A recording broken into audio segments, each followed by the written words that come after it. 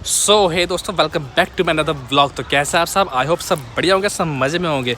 तो मैं आज आ चुका हूँ एक नया व्लॉग लेके, नई इन्फॉर्मेशन लेके यूके के ऊपर, यूके के बच्चों को लेके जो कि इनटेक 2025 में आने वाले या फिर इन फ्यूचर प्लान कर रहे हैं यहाँ पे आने का।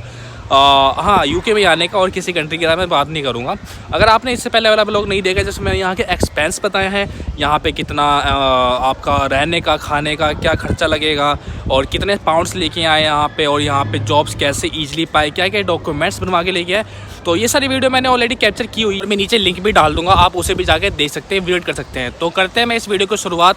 तो आज के हमारे जो वीडियो का टॉपिक होने वाला है वो होने वाला है कि यार यूके में आपका फ्यूचर है या नहीं है।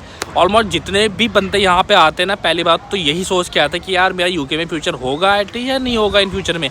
जितने भी स्टूडेंट आते हैं, इनफैक्ट मैं भी आया हूँ ना, तो मैं भी ये कुछ सोच के आया हूँ यार मेरा भी यहाँ पे कुछ फ्यूचर होगा या नहीं होगा। आज की इस पूरी वीडियो में मैं यही आपको डिस्कस करूँगा, और आप बताना नीचे कमेंट में क्या कंक्लूजन निकला। हालांकि मैं भी अपना ओपिनियन रखूँगा नीचे लास्ट में ना। तो बस पूरी वीडियो आज इसी के ऊपर होने वाली है, क्योंकि काफ़ी बच्चों के ना इंस्टाग्राम में मैसेज आ रहे थे यार कि यहाँ पे फ्यूचर है, वर्थ इट है। तो बस मैंने सोचा क्यों ना यार आप लोगों को ये इन्फॉर्मेशन दे दी जाए, क्योंकि यहाँ पे रहते मेरे को 7 महीने का एक्सपीरियंस हो चुका है, तो उसके अकॉर्डिंग मैं आप लोगों को ये बताऊँगा, ठीक है। तो वीडियो को पूरा एंड तक देखना।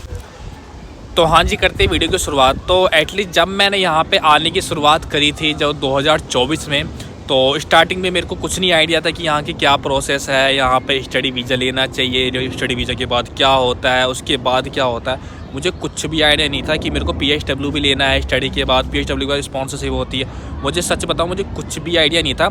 इनफैक्ट मैंने 2023 दिसंबर में अपना पासपोर्ट अप्लाई किया, और जनवरी 2024 में मेरा पासपोर्ट आ गया। मार्च के समथिंग में मैंने अपनी फ़ाइल लगाई, और लास्ट में अक्टूबर में यहाँ पे, मतलब सितंबर लास्ट में मैं यहाँ पे आ चुका। और ये इस बीच का जो ड्यूरेशन है ना, मैंने बिल्कुल नहीं सोचा था कि यार वहाँ जाने के बाद मेरा फ्यूचर कैसा होगा। मतलब एक था यार, हाँ जाएंगे, पैसा कमाएंगे, पैसा कमा के अच्छा सा मतलब अपनी लाइफ सेटल कर लेंगे, लेकिन ये नहीं पता था कि प्रोसेस क्या क्या होती है यहाँ पे, रूल्स रेगुलेशन क्या होते हैं। यहाँ पे PSW भी लेना होता है स्टडी के बाद, उसके बाद स्पॉन्सरशिप, ये कुछ नहीं आइडिया था मेरे को। बस ये था कि हाँ जाना है। मोस्टली बच्चों का यही होता है कि जाना है, वहाँ सेट हो जाएंगे, जाते के साथ ही पैसा कमाएंगे। तो यार ये मेथड बिल्कुल निकाल दो। एक एजेंट लोगों की गलती बोलूँगा कि जो भी बच्चे यहाँ पे आते हैं, मतलब मोस्टली लोगों को पता होता है लेकिन कुछ लोगों को नहीं पता होता। तो अब जब भी कोई भी एजेंसी है तो उसमें मेंशन करे कि यार वहाँ पे जाके क्या क्या रूल्स रेगुलेशन है, मतलब उसके बाद आपको क्या क्या, मतलब जब एक कंसल्टेंसी वाले होते हैं ना, तो कंसल्टेंट का मतलब ही होता है कि वो बच्चों को गाइड करना, वहाँ पर जाके आप क्या कर सकते हैं, क्या करोगे, फ्यूचर क्या क्या क्या प्रोसेस से होगा। नहीं, मेरे को कुछ नहीं आइडिया ना, मेरे को बताया, ठीक है। चलो बात अलग है, अब तो मैं यहाँ आ चुका हूँ। अब क्या एक्सपीरियंस है नए बच्चे आ रहे, ठीक है, कि यहाँ पे फ्यूचर है आपका या ये नहीं है। मेरे को केवल इतना पता था यार वहाँ जाके बस 5-6-7 साल रहूँगा, वहाँ फिर मैं PR हो जाऊँगा वहाँ पे, और PR के बाद फिर मौज। तो ये मेरे को दिमाग में सीन चल रहा था वहाँ पे बैठ के इंडिया में। तो फिलहाल तो उसको छोड़ देते हैं मेरी। तो अब क्या सीन चल रहा है वो मैं आपको बताता हूँ। देखो भाई, अब मैं बात करता हूँ कि स्टूडेंट जब आते हैं यहाँ पे अपना 1 साल की मास्टर्स के लिए, या फिर बैचलर 3 साल के मास्टर्स के लिए, जब उनकी स्टडी कंप्लीट हो जाती है, स्टडी के ड्यूरेशन में वो 20 आवर ही काम कर सकते हैं। कैश की बात नहीं कर रहा, केवल लीगली बात करूँगा। तो 20 आवर ही काम कर सकते हैं पूरे, अगर आपका 1 साल का मास्टर या फिर 3 साल का बैचलर है। इसी बीच आप ड्यूरेशन में 20 आवर ही काम। एक चीज़ मेरे दिमाग में और आई, जो बच्चे मतलब सोचते हैं कि यार हम वहाँ जाके अच्छी सी बहुत ही अच्छी यूनिवर्सिटी पढ़ेंगे, तो भाई मिथ ये दिमाग से निकाल दो। क्योंकि यार मान के चलो अगर आप इंडिया में पढ़ रहे हो, इंडिया के भी जो टॉप इंस्टीट्यूट या फिर टॉप कॉलेजेस है आपका, वहाँ भी ड्रीम होगा पढ़ने का, तो वहाँ पे पहुँचने के लिए आपको काफ़ी मतलब उसकी प्रोसेस अलग होती है। ठीक इसी तरीके से यहाँ पे मतलब अच्छे कॉलेजेस, अच्छे यूनिवर्सिटी पढ़ने के लिए प्रोसेस अलग है। तो ये मत सोचा करो यार मुझे अच्छे कॉलेज में जाना है तो मुझे अच्छी नौकरी मिलेगी। तो प्रोसेस ये होता है, स्टडी के बाद आपको PSW मिलता है, यानी कि 2 साल का पोस्ट स्टडी वर्क परमिट, चाहे आप बैचलर करो चाहे आप मास्टर्स करो, उसके बाद 2 साल का आपका वर्क परमिट मिलेगा। उसके बीच आप फुल टाइम काम कर सकते हो, एनीवेयर कहीं भी काम कर सकते हो फुल टाइम, चाहे जितना मर्जी काम करो, उसमें कोई रोक नहीं होती। अच्छा, पहले मैं आपको प्रोसेस बता रहा हूँ। स्टडी के बाद PSW के बाद आपको कहीं ना कहीं स्पॉन्सर ढूंढनी पड़ती है, कोई आपको स्पॉन्सर करे, कोई रेस्टोरेंट, कोई होटल, कोई शॉप, या फिर जहाँ पे आप PSW में काम कर रहे होंगे वहाँ पे अच्छी मतलब एक अच्छी जगह काम करोगे, तो या तो वो आपको स्पॉन्सर करते। अब क्या होता है, जो आपको स्पॉन्सर करता है वो करता है 5 साल के लिए, ठीक है। उसमें एक कोई फ़ीस लेता है, वो तो स्पॉन्सर कर देता है, पैसे जाते हैं, है ना, जो भी उनकी फ़ीस होती होगी वो अलग है। तो वो स्पॉन्सर कर देते हैं 5 साल के लिए। 5 साल आपके वो, बाकी 3 साल ही, उसके बाद आप PR के लिए अप्लाई कर सकते हैं। तो यार ये तो होता है यहाँ पे रूल्स, जो कि किस तरीके से आप यहाँ पे अपना फ्यूचर प्लान कर सकते हैं। अच्छा, अब ये भी श्योरिटी नहीं रही। श्योरिटी ये नहीं रही कि मान के चलो, पहली बात तो जो हम स्टडी करते हैं और पोस्ट स्टडी वर्क परमिट लेते हैं स्टडी के बाद, वो काउंट नहीं होता हमारे पीआर में। तो फिर उसके बाद जो स्पॉन्सर लेते हैं 5 साल का, वो हमारा काउंट होता है। तो अब लेकिन सरकार ने वो भी 7 साल का कर दिया है, ठीक है। तो यार पहले 7 साल के लिए आप स्पॉन्सरशिप लो, उसके बाद फिर पीआर के लिए अप्लाई करो। तो ये कुछ क्राइटेरिया है यहाँ पे अपना फ्यूचर सेट करने का। अच्छा, बंदा क्या सोचता है, यहाँ मैं अगर पीआर ले लूँगा, यहाँ का ब्रिटिश सिटीजनशिप हो जाऊँगा, तो मुझे कोई टेंशन नहीं होगी। तो यार मेरे हिसाब से टेंशन क्यों, मतलब फिर बंदा क्या सोचता है, जब मैं पीआर हो गया एंड एटलीस्ट कहीं भी काम कर रहा हूँ, फिर उसकी एक अलग ही सोच होगी, यार मैं यहाँ पे अपना एक घर लूँ, फिर वो घर के पीछे भागेगा। मेरी यहाँ पे अच्छी सी गाड़ी हो तो गाड़ी के पीछे, मेरा खुद का अच्छा से पूरी लाइफ ऐसे निकल जाएगी। पूरी वही जैसे इंडिया में हाल चल रहा था, मुझे घर लेना, मुझे गाड़ी लेनी है, सब कुछ होने के बावजूद भी फिर यहाँ भी वही सीन हो जाएगा। तो कुछ चीज़ें होती हैं जो बंदा फ्यूचर प्लान करता है। मेरे अकॉर्डिंग बंदे आते थे ना, सब ये सोचते थे, मैन फैक्ट ये सोचता है कि यहाँ पे आएंगे, 5-7 साल लगाएंगे, पैसा इकट्ठा करेंगे, मोटा और निकल लेंगे। लेकिन अब ऐसा बिल्कुल नहीं। अब बंदा ये सोचता है यहाँ पे कैसे अपना फ्यूचर प्लान करे, यहाँ पे कैसे सेटअप हो, यहाँ के सिटीजनशिप कैसे मिले, ठीक है। तो ये कुछ सोच के बंदा आता है। अच्छा, आपको अपने प्रोसेस बता रही, ठीक है। अब बात करते हैं पीएचडब्ल्यू में मान के चलो आपने अपनी स्टडी कर ली, उसके बाद आपने पीएचडब्ल्यू ले लिया। या तो आप वहाँ अपना 2 साल इन्वेस्ट करें, जहाँ पे आपको चांसेस है कि यार ये बंदा मेरे को स्पॉन्सरशिप दे देगा। तो ये बहुत ही 80 में से लगभग मान के चलो 5 से 6 बंदे ही होंगे जहाँ पे एटलीस्ट ऐसी जगह काम कर रहे होंगे कि वो स्पॉन्सर कर दे। तो बहुत ही इस फील्ड में बहुत ही ज़्यादा टफ हो गया है, कंपटीशन हो गया है कि यार जहाँ पे तुम एटलीस्ट 2 साल दे रहे हो अपनी लाइफ के, वो तुम्हें स्पॉन्सर करते हैं अपने आगे की फ्यूचर के हिसाब से। पहले बहुत ईजी था प्रोसेस, लेकिन अब कुछ इस तरीके का प्रोसेस है, ठीक है। अब आप मान के चलो 2 साल आपने कहीं इन्वेस्ट करे, अब स्पॉन्सर के लिए आप इधर उधर भाग रहे हो, एजेंट के पास भाग रहे हो, उनको पैसे दे रहे हो, 20-25 लाख रुपए फिर दे रहे हो, कोई स्पॉन्सर आपको दे दे। आपने मान के चलो कोई एजेंट के पास गए, आपके 2 साल तो चले गए वो जो आपने पीएचडब्ल्यू में करे, ठीक है। उसमें फिर आप एजेंट के पास जाते हो कि यार मेरे को स्पॉन्सरशिप दे देते। अब एजेंट के पास कई सारे लिंक्स होते हैं, कोई कंपनी के लिंक्स, किसी रेस्टोरेंट होटल के लिंक्स इनके पास होते हैं।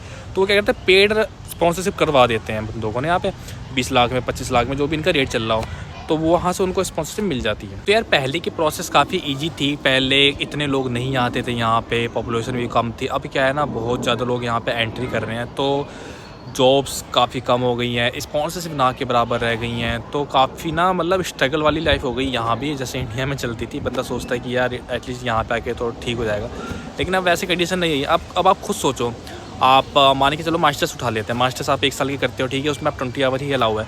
अब मान के चलो आप कैसे में जॉब करते हो, कहीं पे अगर सर्च करते हो, तो यार आजकल इमिग्रेशन इतनी टाइट हो रखी है कि आप मतलब भूल जाओ कि ऐसे में कर पाओगे, क्योंकि इमिग्रेशन इतनी टाइट हो रखी है। तो एटलीस्ट आपको 20 आवर ही काम करना है, तो उसके ऊपर आप कर नहीं सकते। पहले क्या था, आप जितना मर्जी काम करो, कोई रोक टोक नहीं थी, लेकिन आप 20 आवर ही। उसके बाद आप फिर पीएचडब्ल्यू के लिए पीछे भागोगे। पीएचडब्ल्यू में मान के चलो आपने कहीं भी काम कर, कहीं भी आप लग गए पीएचडब्ल्यू में, एटलीस्ट वहाँ पे आपने 2 साल तक आपने पैसा कमाया खूब, है ना। पैसा कमाने के बाद 2 साल तक आप फिर ढूंढोगे यार मुझे कौन स्पॉन्सरशिप करेगा, मुझे कौन स्पॉन्सर करेगा, कौन। या तो आप एटलीस्ट उस जगह पे लगे हो जहाँ पे वो बंदा स्पॉन्सर कर दे। तो ऐसे बहुत ही ना के बराबर चांस होते हैं। अब आप ढूंढोगे तो भागोगे कौन मुझे स्पॉन्सर करे, है ना। टेंशन वहाँ बढ़ जाती है कि मैंने अपने लाइफ के 3 साल तो पहले ही दे दिए, फिर अपने 5 साल के लिए मतलब स्पॉन्सर के लिए कहाँ में दूँ। फिर वो एटलीस्ट बंदा एजेंट के पास जाता है, एजेंट आपको फिर वही पैसे लेके इधर उधर सेटल करवाता है कि यार कौन आपको स्पॉन्सरशिप करेगी। उनके पास लिंक होते हैं, उनका जो भी रेट होता है वो दे देता है, ठीक है। फिर आप लाइफ के 5 साल जहाँ पे स्पॉन्सरशिप आपने लिया होगा उसके अंडर में काम करोगे, केवल वहीं पे काम कर सकते हो, अदर कहीं नहीं कर सकते ना। तो ये भी एक समस्या है यार, क्या पता वो बंदा सही हो, वो काम आपके लिए सही हो या ना हो, लेकिन आपको तो करना पड़ेगा ना 5 साल उसके अंदर है। तो ये भी एक दिक्कत है।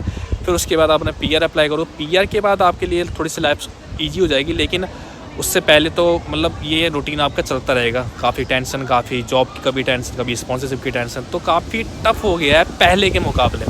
भाई ये थी कुछ प्रोसेस। अब एक चीज़ मेरी और आई दिमाग में, मान के चलो जब आप 2 साल का पीएचडब्ल्यू करते हैं तो 2 साल में आप जितना भी कमाएंगे तो आप वो स्पॉन्सरशिप में निकाल देंगे, क्योंकि आपको स्पॉन्सरशिप लेनी है अपना फ्यूचर सेट करने के लिए यहाँ पे। अदरवाइज नहीं, अगर आपको स्पॉन्सरशिप नहीं लेनी तो वापस आप कोई एक और कंट्री मूव हो जाओ या फिर वापस इंडिया चले जाओ। तो ऐसा बहुत ही कम बच्चे करते हैं, स्पॉन्सरशिप लेते हैं, जितना आपने 2-3 सालों में कमाया है वो यहाँ लगा देते हैं। लेकिन मेरे को यार ये सब चीज़ें वर्थ इट नहीं लगती, क्योंकि आप जितना पैसा पहले आप इंडिया से लगा के आए हैं, फिर यहाँ पे 2-3 साल में जितना कमाओगे फिर वो स्पॉन्सरशिप के लिए निकालोगे 5 साल के लिए, फिर आगे का भी कुछ नहीं पता आपको ना। 5 साल उस बंदे के अंडर काम करना पड़ेगा, वो कैसा हो, जॉब आपके लिए कैसी हो, उसी के अंदर काम करना पड़ेगा। उसके बाद फिर आप आपको कोई डिसाइड नहीं किया उसके बाद आपको क्या सेटलमेंट हो। तो काफ़ी लंबा पीरियड यहाँ पे आपको स्ट्रगल के साथ निकलना पड़ेगा। अगर मेरे को लगता है अगर इतना स्ट्रगल हम इंडिया कर लेते तो काफ़ी कुछ हो जाता।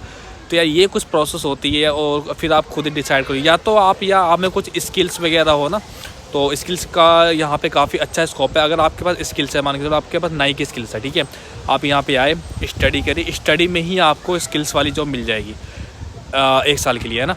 तो आप वो करो, PSW उसी में उठाओ, उसमें आपको स्पॉन्सरशिप बड़ी ईजी तरीके से अगर आपके अंदर स्किल्स है, अदरवाइज़ कुछ नहीं है, अदरवाइज़ तो आपको इधर उधर भागना पड़ेगा।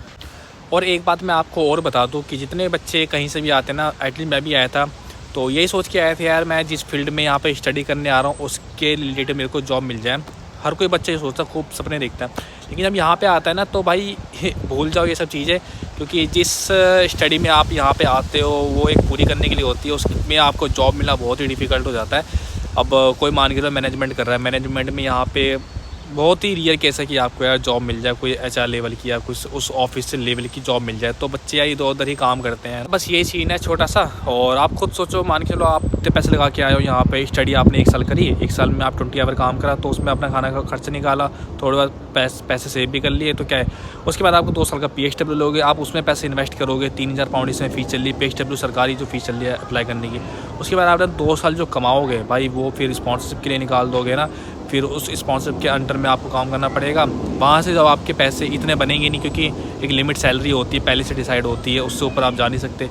फिर वहाँ स्ट्रगल करोगे, फिर वही आज जब स्पॉन्सरशिप ले लोगे, फिर उसके बाद आप अपने जो है PR के लिए अप्लाई करोगे, फिर मतलब वही रोटेशन हो जाएगा। तो यार मेरे को तो कोई वर्थ इट नहीं लगता, है ना, वर्थ इट नहीं लगता। बस ये है एटलीस्ट यहाँ पे अगर आप पढ़ाई में बहुत अच्छे हैं, बहुत ज़्यादा अच्छे हैं, तो एक अच्छी डिग्री मतलब अच्छी यूनिवर्सिटी के लिए यहाँ पे आए, ताकि आपको शुरू से ही स्टार्टिंग से ही एक अच्छी पोजीशन में हो आपका और दौरा, और मतलब अच्छे से जॉब आपको मिले शुरुआत से ही ना, तो वो एक बहुत ही रियर केस होता है, तो उसमें तो खैर हम नहीं आते।